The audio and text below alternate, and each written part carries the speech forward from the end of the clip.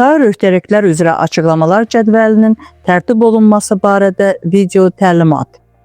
Maliyyə vəziyyəti haqqında hesabatın, sayır uzun müddətli öhdəliklər və sayır qısa müddətli öhdəliklər sətirlərində əks etdirilən göstəricilər sayır öhdəliklər üzrə açıqlamalar cədvəlində öz əksini tapır və bu cədvəl hesabat dövrü ərzində onların balans dəyərində baş verən dəyişiklikləri izah edir.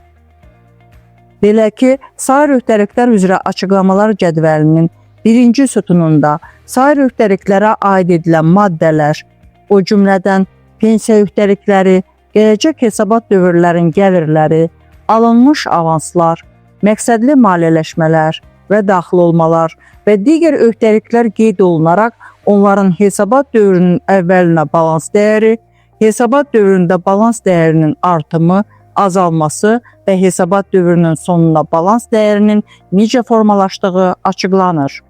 Məsələn, sayır öhdəliklər üzrə açıqlamalar cədvəlində alınmış avanslar üzrə hesabat dövrünün əvvəlinə balans dəyəri qeyd olunduqdan sonra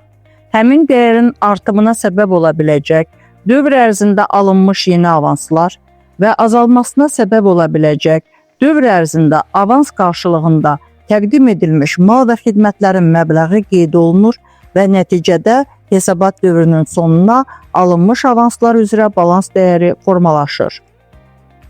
Digər misal,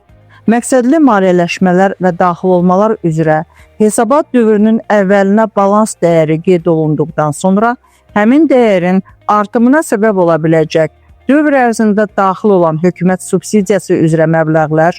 və azalmasına səbəb ola biləcək həmin subsidiyaların dövr ərzində gələcək dövrün gəlirlərinə transfer edilən məbləğləri qeyd olunur. Nəticədə hesabat dövrünün sonuna məqsədli maliyyələşmələr və daxil olmalar üzrə balans dəyəri formalaşır. Diqqət edilməli məqam odur ki, subsidiyanın məqsədli maliyyələşmələr hesabından transferi nəticəsində gələcək hesabat dövrünün gəlirlərində artım baş verir. Növbəti addımda isə gəlir metoduna əsasən dövlət müəssisəsi tərəfindən yerinə yetirilmiş öhdəliklərin məbləği gələcək hesabat dövrünün gəlirlərindən çıxılaraq hesabat dövrünün subsidiya gəlirlərinə aid edilir.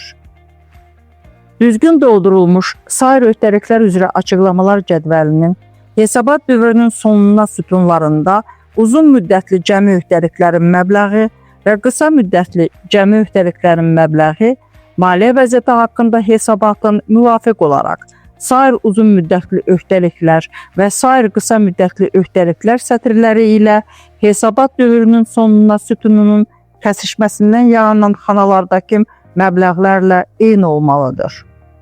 Sayır öhdəliklər üzrə açıqlamalar cədvəli müvafiq maliyyə vəziyyəti haqqında hesabatla eyni zamanda, yəni hər rüb bitdikdən sonra müvafiq olaraq aprel ayının 20-sinədək, iyul ayının 20-sinədək, oktyabr ayının 20-sinədək və növbəti ilin yanvar ayının 20-sinədək Maliyyə Nazirliyinə təqdim olunur.